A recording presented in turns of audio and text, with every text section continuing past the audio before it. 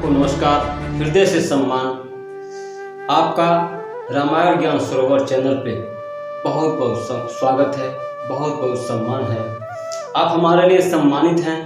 आपके लिए ही हम सारी मेहनत करते हैं, सारा विचार करते हैं, अच्छे अच्छे कंटेंट, अच्छे अच्छे विषय आपके लिए लाते हैं। आज का विषय है मनुष्य इस धरती पर क्यों है। आप इस धरती पर क्यों हैं, आप इस वीडियो को पूरा देखिएगा। यह जानकारी आपके जीवन के लिए बहुत ही महत्वपूर्ण है। एक तरह से आपका मकसद है, एक तरह से आपका लक्ष्य है, आपके जीवन का परम उद्देश्य है, आपका वो गोल है, वो मंजिल है जहाँ पे आप जाना चाहते हैं, जहाँ पे आपका जीवन ले जाना चाहता है, जहाँ पे आपको बनाने वाला पहुंचाना चाहता है।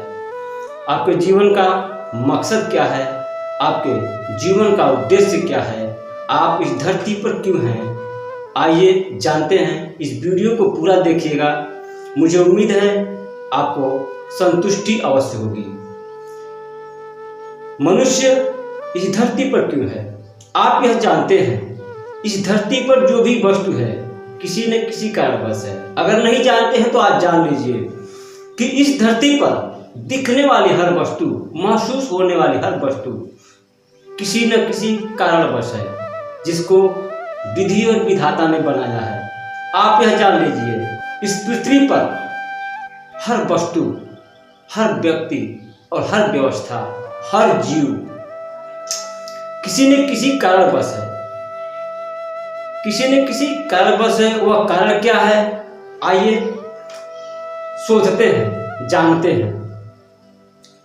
आपके हर हरकत का कारण है, हर हरकत का। आप एक कदम पीछे हटते हैं, एक कदम आगे हटते हैं, बिना कारण का नहीं हटते हैं, क्योंकि आपके पैरों के नीचे किसी चींटी को मरना होता है।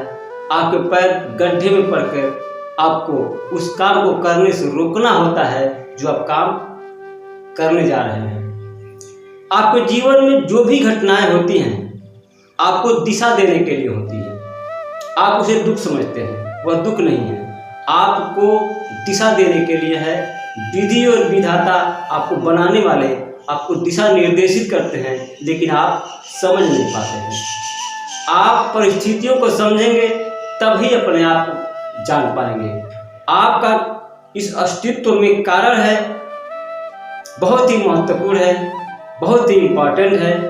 आप अगर अपने कारण समझना चाहते हैं, अस्तित्व का कारण समझना चाहते हैं, तो पहले आप अपने आप को समझिए कि आप कौन हैं। आप कौन हैं?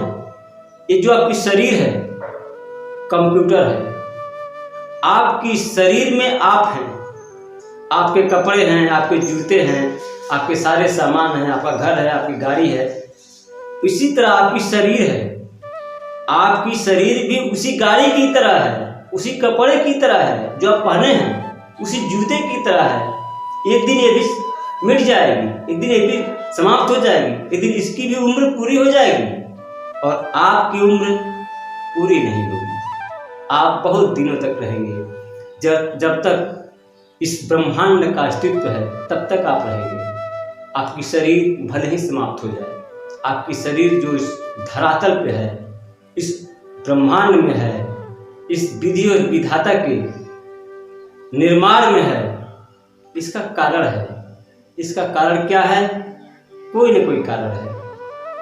लास्ट में आप जान जाएंगे क्या कारण है। आप घबराइए नहीं, आप पूरी बात को सुनते जाइए। इस धरती पर जो भी जीव हैं, जो भी जंतु हैं, जो भी व्यवस्था है, जो भी वस्तु है, उनमें सबसे खास, सबसे महत्वपूर्ण मनुष्य है। मनुष्य इस धरती पर जितने भी जीव हैं, जितने भी प्राणी हैं, सबसे अहम, सबसे खास, सबसे खूबसूरत, सबसे बुद्धिमान मनुष्य है। मनुष्य के पास बुद्धि है, विवेक है, शौर्य है, पराक्रम है, ज्ञान है, मानसिक क्षमता है, मानसिक क्षमता है, मस्तिष्क है, उसके विचार है, भावनाएं हैं, सच्चाई है, ईमान है, मर्यादा है, ज्ञान है, न्याय है। ये सारी चीजें हैं मनुष्य के पास। मनुष्य के पास ये सारी चीजें हैं। मनुष्य के पास काबिलियत है। मनुष्य के पास किसी चीज को बनाने की और किसी चीज को बिगाड़ने की काबिलियत है। तो मनुष्य होशियार प्राणी है। इस धरती पे हर जीवों में होशियार प्राणी है। मनुष्य को बनाने वाले ने इतना होशियार, इतना विवेकवान और इतना बलशाली क्यों बनाया? क्यों बनाया? क्यों नहीं और जीवों की तरह मनुष्य को बनाया? इसका कारण ही मनुष्य के अस्तित्व का कारण है। मनुष्य को बनाने वाले ने होशियार बनाया, बनाने वाले ने बुद्धिमान बनाया, मनुष्य के पास मस्तिष्क दिया, ब्रह्मांड की शक्ति दिया, तो किसी न किसी कारणवश दिया। और मनुष्य आम जीवों की तरह ही आम जीवों से बेकार हो गया है। मनुष्य आम जीव, जितने भी जीव हैं इस धरती पे, सबसे बेकार हो गया है। क्यों? क्योंकि मनुष्य सिर्फ अपने लिए जी रहा है, अपने लिए जी रहा है। मनुष्य अपनी जिम्मेदारी नहीं जानता। इस धरती पर रहने वाला हर प्राणी, हर जीव अपनी जिम्मेदारी जानता है। पशु भी जानते हैं, पक्षी भी जानते हैं, जानवर भी जानते हैं, कीड़े मकोड़े सभी जानते हैं अपनी जिम्मेदारी, अपने धर्म को जानते हैं। क्या आप यह नहीं जानते कि पशु पक्षी जानवर के भी धर्म होते हैं? तो आज जान लीजिए, उनके भी धर्म होते हैं और वो अपने धर्म को जानते हैं, वो अपने मकसद को जानते हैं। पृथ्वी का संतुलन, इस अस्तित्व का संतुलन, इस ब्रह्मांड का संतुलन उनका उद्देश्य है। वो अपना कार्य करते हैं। पौधे फल उगाते हैं, पौधे अनाज उगाते हैं, पशु दूध देते हैं, जानवर जंगलों का वातावरण संतुलित करते हैं। हर चीज संतुलन के लिए बनाया गया है। हर वस्तु यहाँ पे इस ब्रह्मांड के संतुलन के लिए है। आपके संतुलन के लिए बहुत सारी चीज़ों को ऊपर वालों ने बनाया है। आपके रख रखाव के लिए, आपकी सुरक्षा के लिए, आपकी सुविधा के लिए बहुत सारी चीज़ें हैं जो आपके अगल बगल दिखाई देती हैं। अगल बगल दिखने वाली हर वस्तु, हर व्यवस्था आपके लिए है। आप किस तरह उसका उपयोग कर लेते हैं आपके ऊपर है, और इसको संतुलित रखना आपका दायित्व है। आपका दायित्व, आपका धर्म है इस विधान को संतुलित रखना, इस पूरे व्यवस्था को स्थिर रखना, इस व्यवस्था की रखवाली करना, इस व्यवस्था में नए नए निर्माण करना, नए नए विकास करना, नई नई व्यवस्थाएं लॉन्च करना, नए नए खोज करना।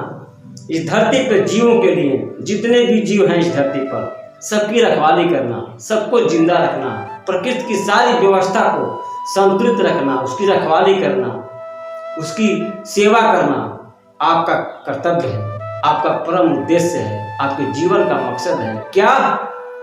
इस विधान का व्यवस्था है, इस विधान का रख रखाव ही, इस विधान का विकास ही, सेवा ही आपके जीवन का मकसद है। अगर आप हमारी बात को समझ रहे होंगे, अगर विचारवान होंगे, तो हमारी बात को अवश्य समझ रहे होंगे। मैं कोई पंडित नहीं, मैं किसी किताब में पढ़ के अपनी बात नहीं कहता हूँ, मैं किसी की बातें सुन के नहीं कहता हूँ। मैं एक साधु हूँ, साधना करता हूँ, सर्च करता हूँ क्या सही है, क्या गलत है, क्या सही है इस विधान में और क्या गलत है। मैंने सर्च किया है कि यह बिल्कुल सत्य है कि मनुष्य का जन्म इस विधान की रखवाली और इसकी सेवा के लिए है। मनुष्य का अस्तित्व इस पूरे विधान की व्यवस्था को संतुलित रखने के लिए है। हर प्राणी का धर्म है और हर प्राणी अपने धर्म पे है। मनुष्य अपने धर्म पे नहीं है। मनुष्य अपने धर्म पे नहीं है। मनुष्य तो मजबूरियों में जी रहा है, मजबूरियों में। हर अपने धर्म को मजबूरी समझता है, हर धर्म को डर डर के पूरा करता है, अपने दायित्वों का निर्वहन नहीं करता। मनुष्य लालच में है, मनुष्य स्वार्थ में है। मनुष्य को लगता है जो व्यवस्थाएं हैं, इन्हीं व्यवस्थाओं का उपयोग और उपभोग करने के लिए उसकी उत्पत्ति हुई है। लेकिन नहीं, ये जो व्यवस्थाएं हैं आपके शरीर को संतुलित रखने के लिए हैं, लेकिन आपका कार्य इस ब्रह्मांड को संतुलन रखने के लिए है। आपके शरीर से क्या कर लेते हैं इस विधान के लिए, इस समाज के लिए, इस जगत के लिए क्या कर लेते हैं आपके ऊपर निर्भर करता है। आपकी शरीर कंप्यूटर से भी उत्तम है, कंप्यूटर से भी उत्तम है आपकी शरीर। इसमें इतनी क्षमता है, आप इस पूरे ब्रह्मांड को साध सकते हैं, माप सकते हैं। आप पुरुषोत्तम हो सकते हैं, आप महापुरुष हो सकते हैं, आप वैज्ञानिक हो सकते हैं, आप कुछ भी हो सकते हैं, कुछ भी हो सकते हैं। बस अपनी क्षमता का विस्तार करना होगा, अपनी क्षमता का विस्तार करना होगा। सिर्फ सामान और वस्तु में जीवन नहीं जीना होगा। सामान और वस्तु से बाहर निकलिए, अपने जीवन को समझिए और अपने अस्तित्व का कारण समझिए, अपने अस्तित्व का निर्वहन कीजिए, अपने दायित्वों की पूर्ति कीजिए, अपने दायित्वों का निर्वहन कीजिए। आप बहुत ही उत्तम प्राणी हैं। इस पृथ्वी के सबसे उत्तम प्राणी आप हैं और इस पृथ्वी पर सभी प्राणियों की रक्षा और सेवा करना आपका दायित्व है, आपके जीवन का मकसद है। उसके साथ ही आप अपने जो भी कार्य करते हैं, जो भी व्यवसाय करते हैं, उसके अलावा आपका कार्य है इस पूरे संतुलन को, इस पूरे प्रकृति को संतुलित रखना। आपकी प्रकृति ही इस प्रकृति को संतुलित रख सकती है, वरना आप सारे विधान को बिगाड़ के रख देंगे। मनुष्य सारे विधान को बिगाड़ता जा रहा है। मनुष्य को संभलना होगा, अपनी प्रकृति पे आना होगा और इस प्रकृति की रखवाली करनी होगी, इस प्रकृति की सेवा करनी होगी। इस समाज में प्रेम लाना होगा, इस समाज में संस्कृति लानी होगी, इस समाज में शिष्टाचार लाना होगा, इस समाज में ज्ञान लाना होगा, इस समाज में धर्म लाना होगा। तभी इस प्रकृति का संतुलन संभव है, अन्यथा यह धरती एक न एक दिन समाप्त हो सकती है। लेकिन आप घबराइए नहीं, धरती आपकी नहीं है, ये विधान आपका नहीं है। ये विधान जिसका है उसे चिंता है, उसे फिक्र है, वह इस विधान को बिगड़ने नहीं देगा, आपके विचार को बदलेगा, आपके जीवन को बदलेगा, आपको बताएगा धर्म और आपको बताएगा आपका जीवन। फिलहाल रामायण की बातों को आप समझ चुके होंगे। रामायण यह कहना चाहता है कि मनुष्य का अस्तित्व इस विधि और विधान के संतुलन के लिए है, इस विधि और विधान के रखवाले के लिए है, इस विधि और विधान के सेवा के लिए है। आप इनमें से क्या कर सकते हैं, आप घबराइए नहीं। आप अगर ये जानना चाहते हैं कि अपना जो कार्य करते हैं उसके अलावा यह कैसे हो सकता है, तो मैं बताऊंगा। आप जो भी कार्य करते हैं आप करते रहिए, उसके अलावा ऐसा कार्य कीजिए जिससे आपका समाज में बड़ा नाम हो, जिससे समाज में आप सूर्य के प्रकाश की तरह चमकें। फिलहाल वीडियो लंबा हो जा रहा है, फिर नए संस्करण के साथ नए विषय पे फिर आऊँगा। हंसते रहिए, मुस्कुराते रहिए और महसूस कीजिए सत्य युग आएगा।